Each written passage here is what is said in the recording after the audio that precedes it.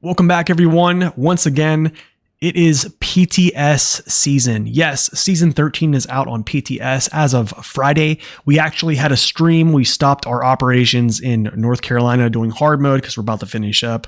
And we just jumped over to the PTS on season 13 to check out some of these vehicles and also to drive around the map. Yes, there is only one map.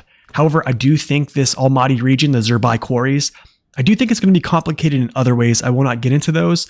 Don't worry, guys. You won't see any spoilers here. I'm not going to drive around. But if you want to see some more driving around and playing around with these vehicles, go check out my most recent stream that was on Friday. So go check that stuff out, guys. But anyways, I'm going to keep my optimism alive here. Even though this is a one map region, I'm not kind of having flashbacks to the Tennessee-ish season 7 type stuff. But anyways, I do really think this is going to be a lot better. So let's try to keep some optimism with that. Anyways, let's dive in here and talk about these new vehicles that are dropped for season 13.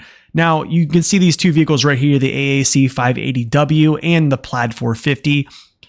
However, I have heard that we are getting one more vehicle to season 13, or maybe it's post season 13 after the drop. And it's going to be a Scout. Yes, that is the rumor. I don't know why. I thought all the Scouts were going to go over to Expeditions. However, this, guys, is the Plaid 450. The Plaid 450 is a very heavy truck. I'll talk about the details of the weight and stuff like that when I actually do a review. This is going to be just a quick overview, first looks, just to kind of give you guys an idea of what I think this truck probably has or what it's capable of in essence. So anyways, we go in here and we take a look at its engines. It has the Westline V12 M900 engine. This is shared with both Pacific trucks, the ANK Mark 38, and I think maybe a couple others. However, that's a 210,000 torque engine. This is a very heavy vehicle. So next is the DAT 12 513 Charlie. This engine actually has 230,000 torque at 10.3 consumption. So it's actually moderately efficient if we rank this engine based upon like the KZ GT 530 Tango, which I believe is like 11.5 consumption. However, it's only 230,000 torque with a vehicle that weighs, 26K kilos. It's going to be hard to move. However, I do believe the best option is going to be this Fanis engine, the 450 KT, which is 245,000 torque, and it comes in at 11 consumption, which is 0.5 less than the KZGT. So even though the vehicle only has 80 gallons capacity, or 300 liters for those who use the metric, I do think it's going to be okay. And this is the reason why. You either can just choose, I think the two options for gearboxes, I usually always go with the Advanced Special. It's kind of the no-brainer, 0% all-wheel drive penalty, and I love it. However, the base consumption of the multi-purpose gearbox, which is a 6-speed gearbox with a high gear, 1 low gear. This base consumption is actually lower than the Advanced Special. However, something I would just keep in mind here, as long as you're using a Special, Advanced Special, or the multi-purpose, which is the new custom gearbox for this vehicle, I think you're in good shape. So if you want to go full-blown consumption, the Special gearbox is going to be the lowest burn value of all these gearboxes.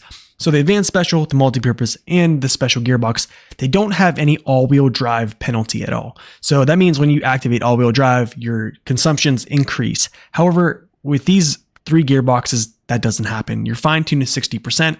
And also, I didn't mention that this has an always-on diff lock and a switchable all-wheel drive, which is essentially the dream setup for me personally.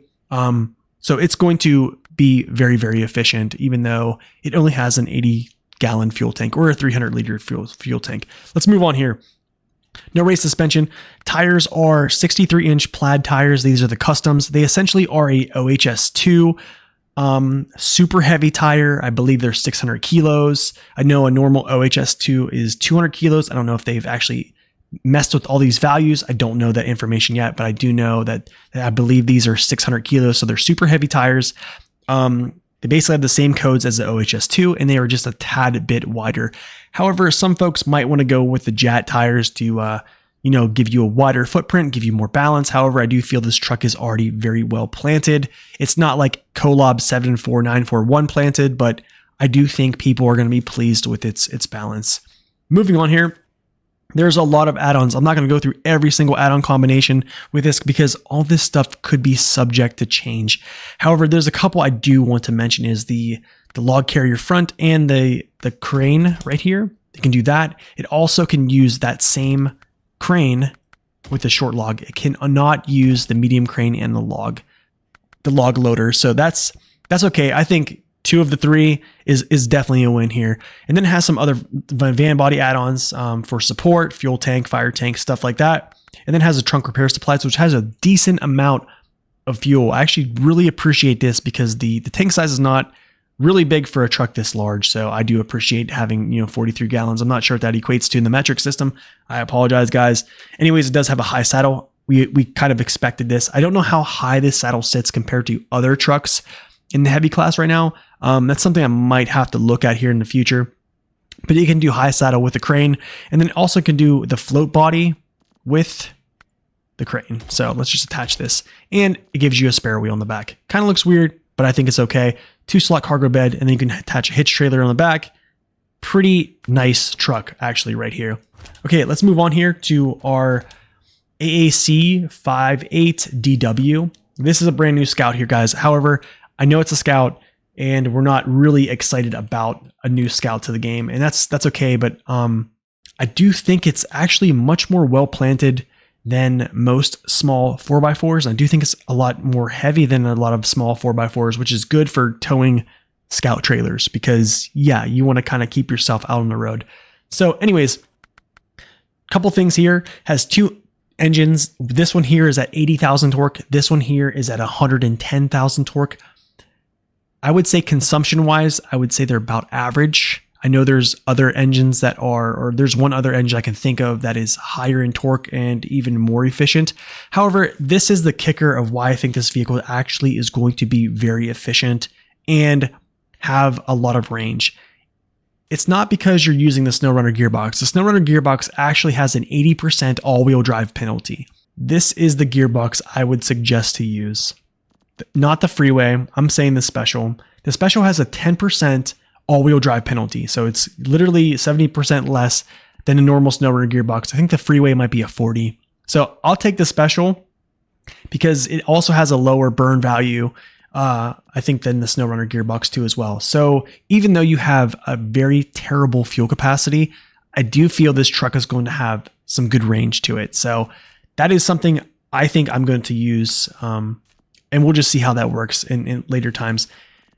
Anyways, it's for the race suspension. It gets the race suspension. Tires, it gets its custom tires. I have this custom tires on. I don't think there's anything too special about them. However, I think they look kind of unique with the vehicle, so I'm going to use those. However, I think the move is probably just going to be use the JAT MS tires because, as we know, small Scouts, JAT MS3 tires, or just a JAT tire, a mud tire in general, just gives you much more balance, probably more buoyancy, all that stuff. It just they've helped Scouts almost across the board. So pretty much that could be a move. Autonomous winch, we all knew this was going to happen. Spare wheel, I would say just watch with spare wheel and hitch trailer attachment. I haven't tested this out, but that's kind of what I would suspect. So just be advised for that one. It gets tall front facing snorkels, which is nice. And then it gets a small roof rack as well. So this Scout actually feels much heavier, much more well planted than a lot of Scouts that we've had in vanilla and on DLC. So I do believe that its fuel consumption, its weight, and also its balance are things that do feel pleasing, even though I'm not a fan of Scouts at all. And I think a lot of people know this. But anyways, guys, I'm going to just briefly tell you about some highlights for some updates to some vehicles that have gotten updates as of the PTS. The first one, it's going to be the Tatra Phoenix. As you can see, we have the Tatra crane now and the bed. I was hoping for the Tatra crane and a low saddle. However, I think I'm going to take the win here because I think a lot of folks have been wanting this for a long time. So this has been definite win here. Another big win here is actually this truck here. It's got a center balance adjustment, so it's a lot more stable, and its suspension has been fixed. And I think that is a huge, huge win. So I'm probably going to be using the Tatra Force a little bit more too, especially because, when you use the Tatra crane, you put the roof rack on it, you put weight on it, and it just feels like it's it's too subject to all those things throwing its balance off. And I think now it definitely feels better. I was driving around a little bit on stream with the multi-purpose, which is a very heavy add-on, and it can tip you over pretty easily. And I think it's handling it really well. So I think it's very, very pleasing.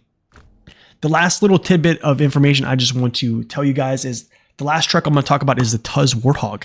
The Tuz Warthog actually gets the autonomous winch now, which is great. So it is another Scout replacement, just like the Tuz 16 Action. And that is all I have for you guys today.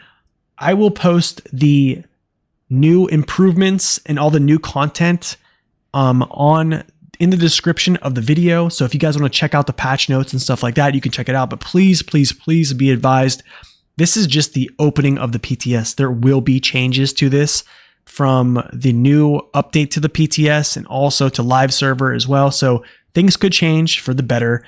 And with that being said, I'm out of here. You guys have a wonderful Sunday, Monday, wherever you're at in the world. I will be back streaming on Monday morning, 8 a.m. to 9 a.m. Eastern Standard Time. Come check it out. We'll look at the PTS if you guys want to look at these vehicles. And as always, guys, God bless and stay upright.